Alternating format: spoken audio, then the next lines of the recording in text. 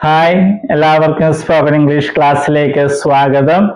നമ്മൾ ഇംഗ്ലീഷ് ഭാഷയിലെ ഏറ്റവും പ്രധാനപ്പെട്ട, ഏറ്റവും കൂടുതൽ ഉപയോഗിക്കുന്ന, ഏറെ പ്രത്യേകതകളുള്ള വെർബായ ബി എന്ന വെർബിന്റെ ഉപയോഗമാണ് കണ്ടുകൊണ്ടിരിക്കുന്നത്.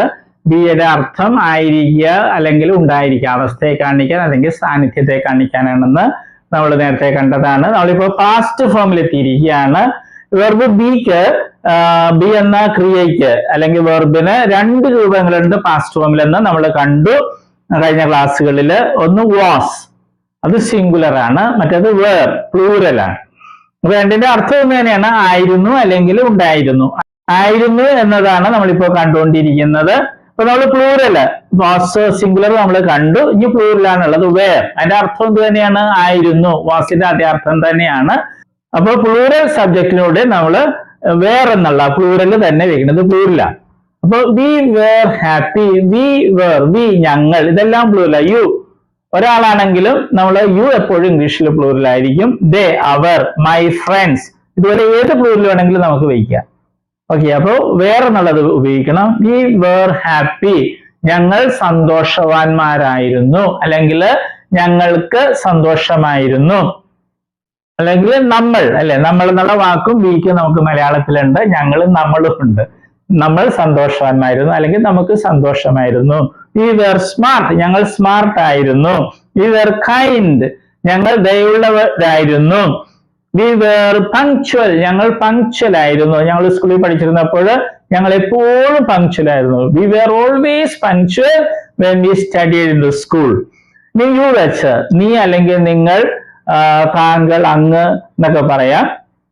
യു വേർ ഹാപ്പി, നിങ്ങൾ സന്തോഷവാന്മാരായിരുന്നു. ഒരാളാണെങ്കിൽ നീ സന്തോഷവാനായിരുന്നു.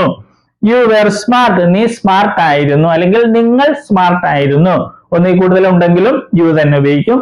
ഒരാളാണെങ്കിലും യു, നീ, എന്നാലും യു, പക്ഷെ എപ്പോഴും പ്ലൂറലായിരിക്കുള്ളൂ. യു എപ്പോഴും പ്ലൂറലായിരിക്കും. യു വേർ കൈൻഡ്, നീ ദയവുള്ളവനായിരുന്നു.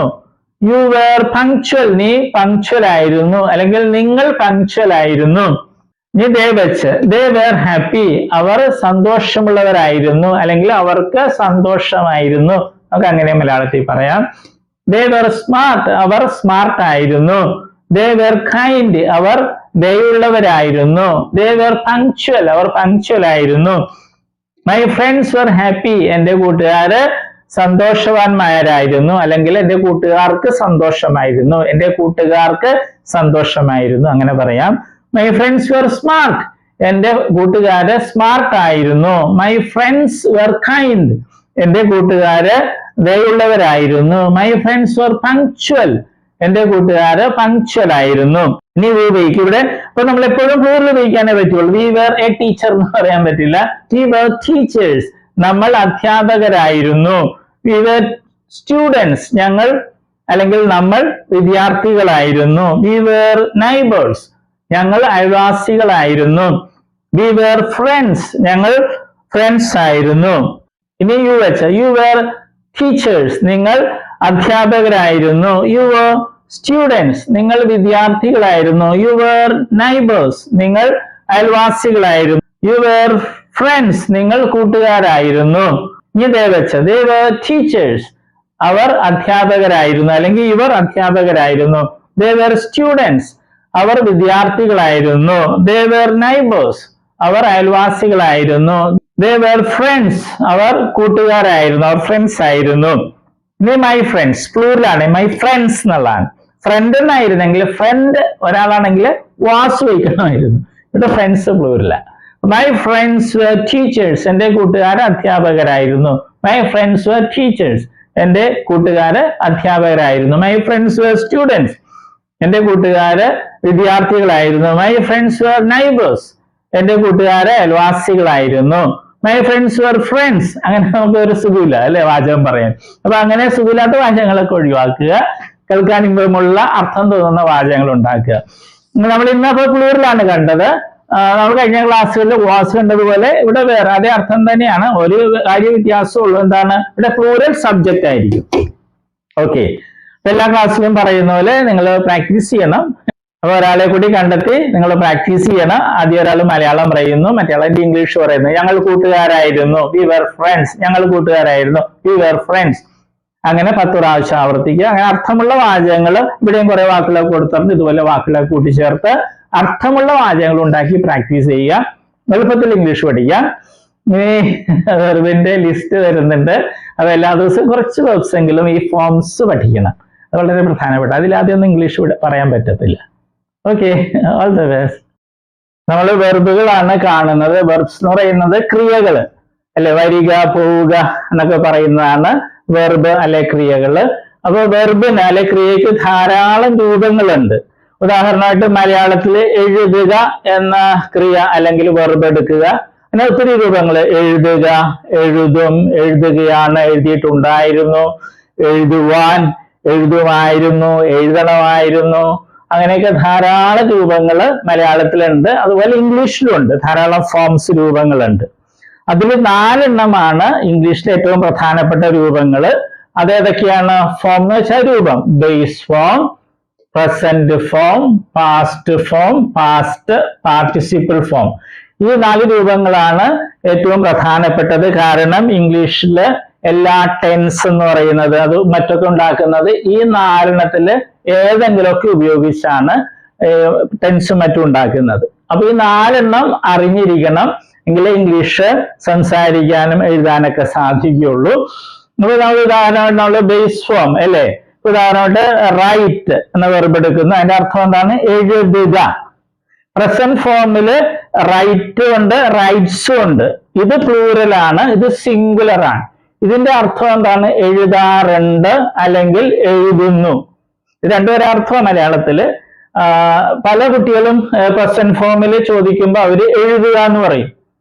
അത് തെറ്റാണ്. ഈ പ്രസന്റ് ഫോമില് റൈറ്റിന്റെ അർത്ഥം എഴുതാറുണ്ട് എന്നുള്ളതാണ്. എഴുതുക എന്നുള്ളത് ബേസ് ഫോമാണ്. ഇത് ഒത്തിരി പേര് തെറ്റായിട്ട് സ്കൂളിൽ പഠിച്ചിട്ടുണ്ട്. പാസ്റ്റ് ഫോമില് അതിന്റെ അർത്ഥം എന്താണ്? വാക്ക് എന്താണ്? റോട്ട്. അതിന്റെ അർത്ഥം എഴുതി എന്നുള്ളതാണ്. പിന്നെ പാസ്റ്റ് പാർട്ടിസിപ്പിൾ ഫോം ഉണ്ട്. അതിന്റെ റൈറ്റിൻ്റെത് റിട്ടൺ എന്നുള്ളതാണ് ആ ഫോം.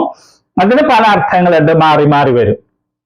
പിന്നെ ഒരു കാര്യം നമ്മൾ അറിഞ്ഞിരിക്കുക, ഈ ബേസ് ഫോമും പ്രസന്റ് ഫോം പ്ലൂറലും, ബേസ് ഫോമും പ്രസന്റ് ഫോം പ്ലൂറലും ഇംഗ്ലീഷ് ഭാഷയിലെ വെർബുകൾക്ക് ഒരെണ്ണത്തിനൊഴികെ, ബി എന്ന വെർബിനൊഴികെ ബാക്കി എല്ലാ വെർബുകൾക്കും ഒരേപോലെയാണ്. സ്പെല്ലിങ്ങും ഉച്ചാരണമൊക്കെ ഒരേപോലെ തന്നെയാണ്. ഏത്? ബേസ് ഫോമും പ്രസന്റ് ഫോം പ്ലൂറലും. അർത്ഥം വ്യത്യാസമുണ്ട്. ബേസ് ഫോമിൽ എഴുതുക എന്നുള്ളതാണ് റൈറ്റ് എന്ന് പറയുമ്പോൾ, പ്രസന്റ് ഫോമിൽ റൈറ്റ് എന്ന് പറയുമ്പോൾ എഴുതാറുണ്ട് എന്നുള്ളതാണ്.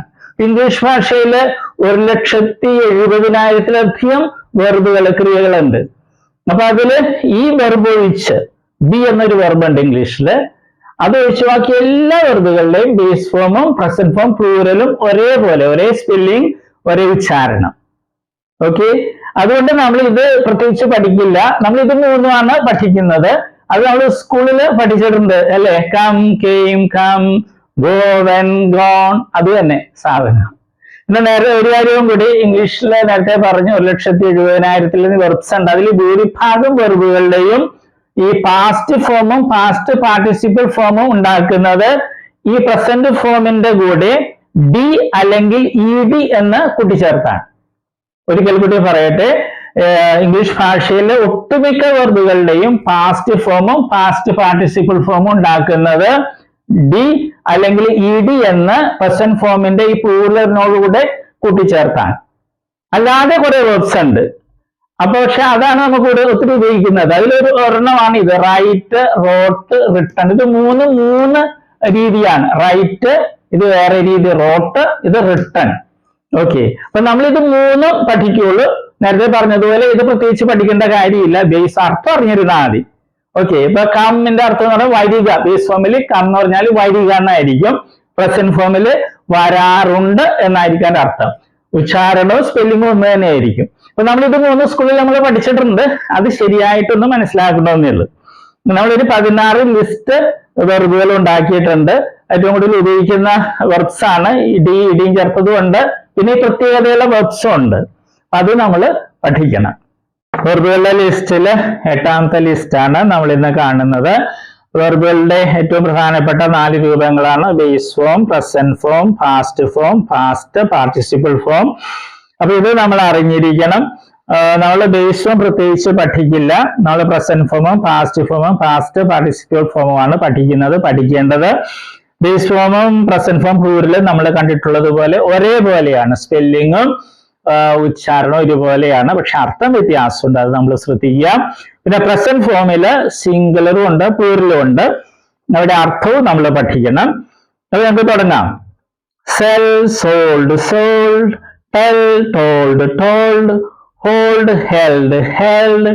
ഈ വെർബുകളുടെ പ്രത്യേകത എന്താണ്? ഇവ പാസ്റ്റ് ഫോമും പാസ്റ്റ് പാർട്ടിസിപ്പിൾ ഫോമും ഡി എന്നോ ഇ ഡി എന്നോ ചേർത്തല്ല ഉണ്ടാക്കുന്നത്, വേറെ രീതിയിലാണ്. അപ്പൊ അത് നമ്മൾ അറിഞ്ഞിരിക്കണം. ഇനിയുള്ള വെർബുകളൊക്കെ പ്രസന്റ് ഫോം പ്ലൂറലിന്റെ കൂടെ ഡി എന്നോ ഇ ഡി എന്നോ കൂട്ടിച്ചേർത്താണ് പാസ്റ്റ് ഫോമും പാസ്റ്റ് പാർട്ടിസിപ്പിൾ ഫോമും ഉണ്ടാക്കുന്നത്. നമുക്കത് കാണാം.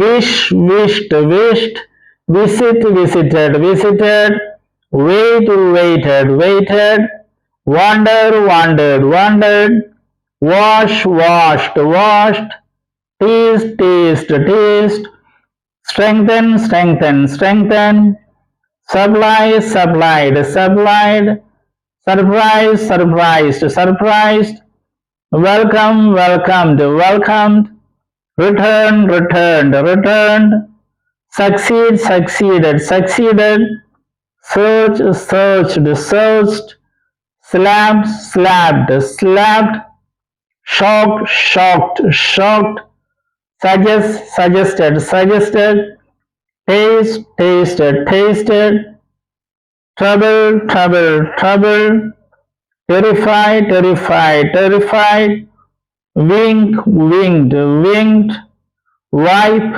wiped, wiped, trap, trapped, trapped, warned, wandered, wandered, warn, warned, warned, vanish, vanished, vanished, whisper, whispered, whispered. English ഭാഷയിൽ ഉപയോഗിക്കുന്ന വെർബുകളിൽ ഏറ്റവും കൂടുതൽ ഉപയോഗിക്കുന്ന വെർബുകളുടെ ലിസ്റ്റിൽ പെട്ടതാണ് ഈ വെർബുകളെല്ലാം.